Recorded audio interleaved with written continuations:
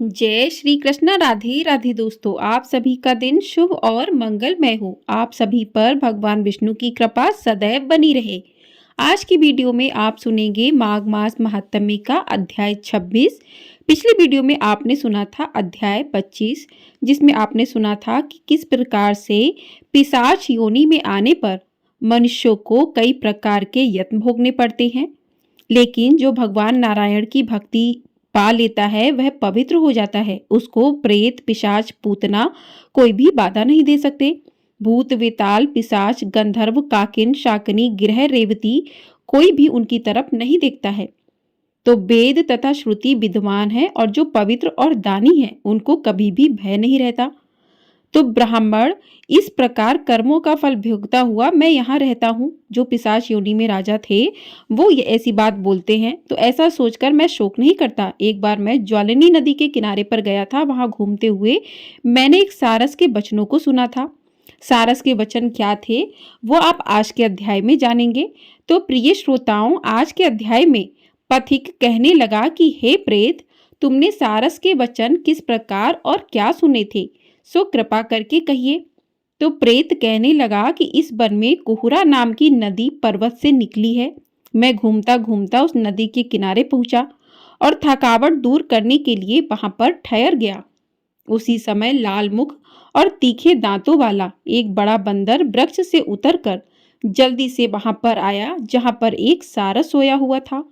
उस चंचल बंदर ने कई एक पक्षियों को देखकर उस सोए हुए सारस को दृढ़ता से पैरों से पकड़ लिया और तो सब पक्षी उड़कर वहां से चले गए, परंतु सारसी भयभीत होकर विलाप करती हुई वहीं पर रुक गई। नींद के दूर होने तथा भय से नेत्र खोलकर सारस ने बंदर को देखा और मधुर बाणी से कहने लगा कि हे बंदर, तुम बिना अपराध मुझको क्यों दुख देते हो। इस संसार में राजा भी केवल अपराधियों को ही दंड देता है। तुम्हारे जैसे श्रेष्ठ प्राणी किसी को पीड़ा नहीं देते हैं। हम अहिंसक और दूसरे के कर्मों को नहीं देखते। जल की काई खाने वाले, आकाश में उड़ने वाले, वन में रहने वाले, अपनी स्त्री से प्रेम करने वाले, दूसरे की स्त्री को त्यागने वाले, दूसरों की बुराइयों से दूर रहने वाले, चोरी ना करने वाले, बुरों की संगति से वर्जित, किसी को कष्ट ना देने वाले हैं। सो इस प्रकार मुझ निरपराधी को हे बंदर छोड़ दो। मैं तुम्हारे पहले जन्म के वृत्तांत जानता हूँ।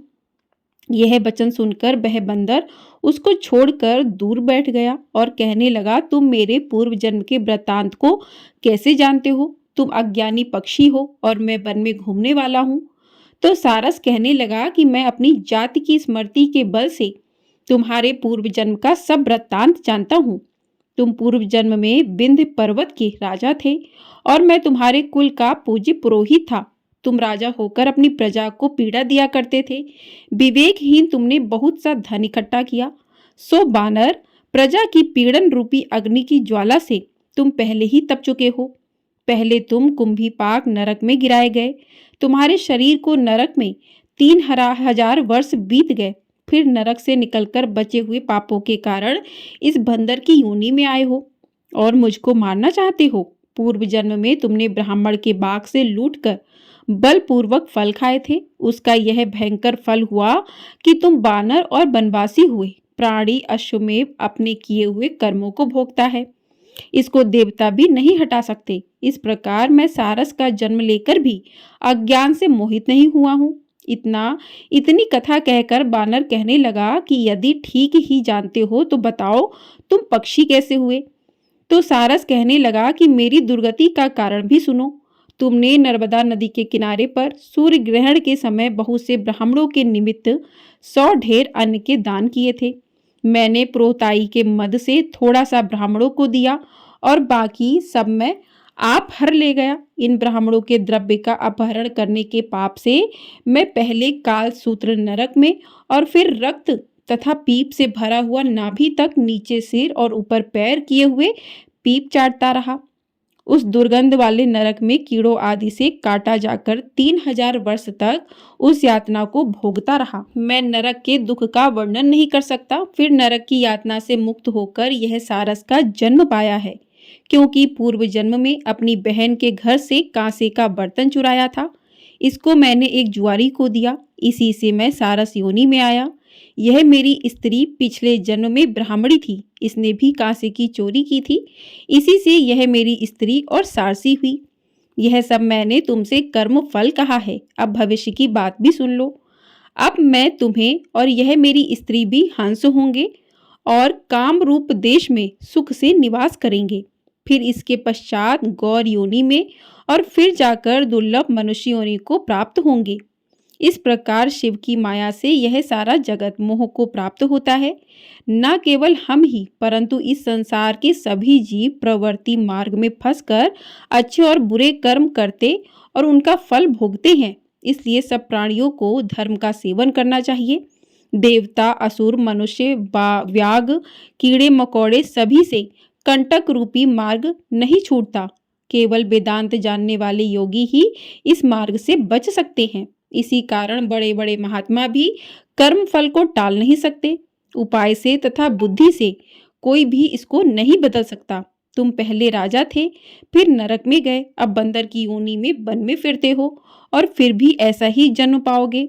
ऐसा विचार कर आनंद पूर्वक और धैर्य धर कर विचरते हुए काल की प्रतीक्षा करो। तब बानर ने कहा कि पहले जन्म में मैं तुम्हारी पूजा करता था, अब तुम मुझको प्रणाम करते हो। तुम जाति के स्मरण से मेरे पूर्व जन्म के वृत्तांत को जानते हो। आनंद पूर्वक रहो, तुम्हारा कल्याण हो। तुम्हारे वचनों को सुनकर मैं मोह रहित होकर वन में विचरूंगा। प्रेत कहने लगा कि हे पथिक, मैं नदी के तट पर बंदर और सारस का यह संवाद सुना, तब मुझको बोध हुआ और मोह तथा शोक का नाश हुआ। बोलिए भगवान विष्णु की जय। तो इस प्रकार से आज का अध्याय यहीं पर समाप्त हुआ। इसके आगे का वृत्तांत आप अगले अध्याय में सुनेंगे। आइए अब जानते हैं कि 7 चिरंजीवी कौन है, उनकी क्या कहानी है। वो कल्कि अवतार की प्रतीक्षा कर रहे हैं। तो हमारे हिंदू धार्मिक ग्रंथों में वर्णित 7 ऐसे दिव्य पुरुष हैं जिन्हें अमरता का वरदान प्राप्त है, अर्थात वे सतयुग द्वापर युग से लेकर अभी के समय कलयुग तक भी वे जीवित हैं। वे सभी महापुरुष अष्ट सिद्धियां तथा दिव्य शक्तियों से संपन्न हैं। लेकिन यह 7 महान दिव्य पुरुष किसी न किसी नियम, वचन या श्राप से बंधे हुए हैं और हम मनुष्य की भांति वह भी मुक्ति के लिए भगवान विष्णु के कल्कि अवतार की प्रतीक्षा में जी रहे हैं। तो आइए जानते हैं कि वे 7 महापुरुष कौन से हैं। तो पहले हैं भगवान परशुराम। इस कलयुग के चिरंजीवी महापुरुषों में भगवान परशुराम है, जो आज भी कहीं ना कहीं इस कलयुग में जीवित है। परशुराम जी भगवान विष्णु के 6वें अवतार हैं। परशुराम जी चिरंजीवी होने के कारण रामायण और महाभारत काल में भी दिखे थे। और ऐसी भी एक मान्यता है कि परशुराम जी ने इस पृथ्वी लोक से 21 बार समस्त क्षत्रिय राजाओं का विनाश किया था। परशुराम जी पितामह भीष्म, कर्ण और गुरु द्रोणाचार्य के भी गुरु थे। पौराणिक कथाओं के अनुसार भगवान कल्कि के गुरु भी परशुराम जी ही होंगे, जो कि कहा जाता है कि आज भी महेंद्रगिरी पर्वत पर तपस्या में लीन होकर कल्कि अवतार की प्रतीक्षा कर रहे हैं। दूसरे हैं हनुमान जी। इन सभी दिव्य पुरुषों में से एक हैं रुद्र अवतार राम भक्त हनुमान जी, जो त्रेता युग से इस धरती पर है और कलयुग के अंत तक प्रतीक्षा कर रहे हैं। हनुमान जी भगवान श्री राम के महान भक्त थे। भगवान श्री राम के बाद अगर किसी का नाम अधिक स्मरण किया जाता है तो वह हैं हिंदू धर्म के सबसे ताकतवर और राम भक्ति में डूबे हुए हनुमान जी। रामायण काल से जन्मे हनुमान जी महाभारत काल में भी जीवित थे। यह तो हम सब जानते हैं कि हनुमान जी को माता सीता द्वारा चिरंजीवी होने का वरदान प्राप्त है और भगवान श्री राम द्वारा इस कलयुग के अंत तक धर्म और राम कथा का प्रचार करने का आज्ञा मिला है। तो शायद इसलिए हनुमान जी के जीवित होने के प्रमाण आज भी कई जगहों पर मिलते हैं। इस कलयुग के अंत में जब भगवान कल्कि इस पृथ्वी लोक पर अवतरित होंगे, तब एक ऐसा समय आएगा जब हनुमान जी को पुनः भगवान कल्कि के रूप में राम जी के दर्शन होंगे और तब श्री राम द्वारा दिए हुए वचनों का कार्यकाल भी समाप्त हो जाएगा और हनुमान जी को भगवान शिव के रौद्र अवतार में है, वे पुनः शिव में समा जाएंगे। तीसरे चिरंजीवी दिव्य पुरुष हैं महर्षि वेदव्यास जी। महर्षि वेदव्यास जी ने ही चारों वेद, महाभारत, 18 पुराण और भगवद गीता की रचना की थी। महर्षि वेदव्यास जी ने कल्कि अवतार के जन्म से पहले कल्कि अवतार के बारे में ग्रंथों में लिख दिया था। महर्षि वेद व्यास बहुत बड़े तपस्वी होने के कारण आज भी वे इस कलयुग में भगवान कल्कि के दर्शन के लिए तपस्या में लीन होकर प्रतीक्षा कर रहे हैं। चौथे हैं अश्वत्थामा। चौथे चिरंजीवी महापुरुष अश्वत्थामा हैं। अश्वत्थामा गुरु द्रोणाचार्य के पुत्र थे, जो आज भी इस पृथ्वी लोक पर मुक्ति के लिए भटक रहे हैं। जब महाभारत का युद्ध हुआ था तब अश्वत्थामा ने कौरवों का साथ दिया था। धर्म ग्रंथों के अनुसार भगवान श्री कृष्ण ने अश्वत्थामा को ब्रह्मशीर अस्त्र चलाने के कारण उन्हें कलयुग के अंत तक भटकने का श्राप दिया था। अश्वत्थामा के संबंध में प्रचलित मान्यता है कि मध्य प्रदेश के असीरगढ़ जिले में मौजूद प्राचीन शिव मंदिर में अश्वत्थामा रोज भगवान शिव की पूजा करने आते हैं। अश्वत्थामा जैसे महान योद्धा भी द्वापर युग से मुक्ति के लिए इस कलयुग का अंत करने के लिए कल्कि अवतार की प्रतीक्षा में है। पांचवें है राजा बलि। पांचवें चिरंजीवी महापुरुष हैं राजा बलि। राजा बलि के दान के चर्चे तो हर किसी ने सुने होंगे, लेकिन राजा बलि के घमंड को चूर करने के लिए भगवान विष्णु ने ब्राह्मण का वेश धारण कर वामन के रूप में राजा बलि से 3 पैर भूमि दान में मांगी थी। राजा बलि ने कहा था कि जहां तक आपकी इच्छा हो 3 पैर नाप कर ले लो।